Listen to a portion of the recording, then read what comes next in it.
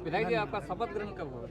9 तारीख को होगा। झिंझी पहाड़ी में क्रांतिकारी करण अर्जुन ने लिखा कविता, कैसे टाइगर जयराम दादा ने झारखंडियों का दिल जीता।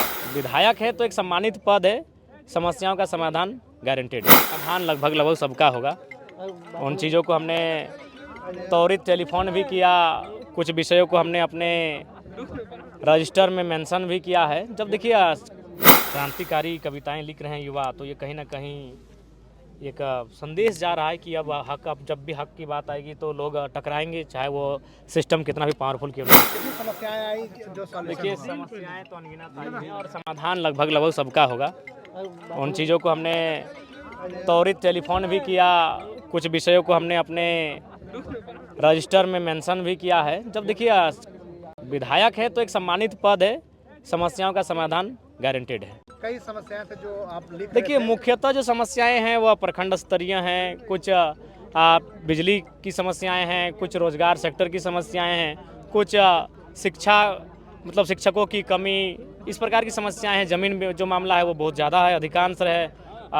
आवास को लेकर समस्याएं, तो इस कुल मिलाकर जो एक आम व्यक्ति की रोज़मर्रा के जीवन से प्रभावित होने वाली समस्याएं, वही समस्याएं दिखी और लगभग 3 घंटा जनता दरबार के माध्यम से समस्याओं को सुने और समाधान करने के लिए भी हम प्रयास किए और समाधान हुआ भी। लेकिन मेरा मानना है कि अब हमें लगता है कि शायद 3-4 पंचायत को मिला के जनता दरबार लगाएंगे, क्योंकि मेरी प्राथमिकता है जनता की समस्याओं को निराकरण करना।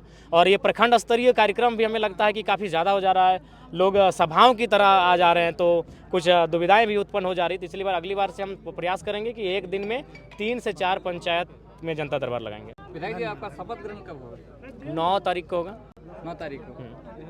आप जाएंगे पहली बार विधानसभा के अंदर में, तो पहला सवाल क्या रहेगा? देखिए अब तो सवाल, चूँकि देखिए हम लोग कोई प्री प्लान नहीं जाते हैं, परिस्थितियों के अनुसार ही मन में कुछ चीज़ें विचार आता है, उसी के अनुसार सवाल होगा। झिंझी पहाड़ी में क्रांतिकारी करण अर्जुन ने लिखा कविता, कैसे टाइगर जयराम दादा ने झारखंडियों का दिल जीता।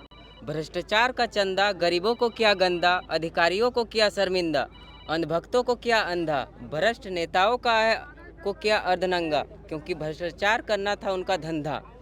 भोपाला ने प्रतियोगी एस्पिरेंट को पढ़ा कर किया छिट पगला, अब तो सुधर जाओ भोपाला, क्यों मचाया पेपर लीक का लूट घोटाला। जयराम दादा झारखंडी युवा के लिए हुआ भयंकर क्रोधित और आग बबूला, किताबी ज्ञान को व्यवहारिक में बदला, ताकि गरीब पीड़ित शोषित का हो भला। जब झारखंडी रोजगार के लिए तरसा, तब यहाँ आया खतियान नामक फरसा, मिला लुई सोलवा की तरह का सत्ता, सत्ताधारी नहीं बना पाया खतियानी दस्ता। बद से बदतर हुआ शिक्षा, झारखंड में शिक्षा, मैया सम्मान लगी एक ठो भिक्षा। अब नहीं चाहिए हमें 10 रुपया में धोती साड़ी और लंगोटा, पेट ने किया बहुत समझौता, रहा भूखा किंतु न मिला खतियानी दस्ता। वोट से चोट करेगी भोली भाली जनता, क्योंकि जयराम में है विनम्रता। अब आएगी झारखंड में, राज्य में खुशहाली, हर्षोल्लास और प्रसन्नता। इस चुनाव पूछो प्रश्न कुछ अच्छा, क्यों 100% शिक्षित नहीं हुआ बच्चा, रोजगार देने का नहीं हुआ सत्या, इसलिए 1,05,267 छात्रों ने किया आत्महत्या। मत छेड़ो हमें बहुत ज़्यादा, लाचार बेबस है हम घायल परिंदा, झुमरा पहाड़ में लूंगा ट्रेनिंग, छोड़कर स्कूल ट्यूशन और घरौंदा। जब ठान लिया है सभी परिंदा कि अब छोड़ना है घरौंदा, हौसला नहीं होना चाहिए ठंडा, क्रांतिकारियों को होना पड़ेगा जिंदा, चाहे दे दो कारावास या फंदा। नहीं करूँगा फसाद और दंगा, अगर प्यार से मिलेगा खतियान रंग बिरंगा, वरना बहेगी लहू की गंगा, क्योंकि मन नहीं हो रहा चंगा। लोकसभा में जयराम दादा ईमान से हारा, पर जयराम दादा ने ईमान को कभी नहीं हारा। 3 रुपया का टाइगर बिस्कुट खाकर रहे दिन भर भूखा, लेकिन निजी स्वार्थ के लिए नहीं किए कभी गद्दारी और धोखा। कई साथियों ने दिया जयराम दादा को धोखा पे धोखा, इसलिए राजनीतिक मैदान में लगाया चौका पे चौका।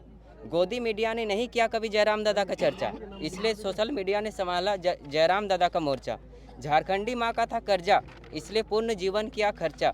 मत भूलना कैंची छाप बना झारखंडी झंडा, इसलिए झारखंडी टाइगर लगे जयराम बंदा। जयराम दादा से किए आज वादा, कुछ त्यागने का है इरादा, न छुआ था न छूऊंगा, जब तक अमीर न बने झारखंड हमारा। क्रांतिकारी कवि करण मातो शिक्षक, अर्जुन मातो शिक्षक, विनम्रता पूर्वक धन्यवाद। क्या कहेंगे दादा? बहुत सुंदर। देखिए आज बिल्कुल क्रांतिकारी कविताएं लिख रहे हैं युवा, तो ये कहीं ना कहीं एक संदेश जा रहा है कि अब जब भी हक की बात आएगी तो लोग टकराएंगे, चाहे वो सिस्टम कितना भी पावरफुल क्यों ना हो।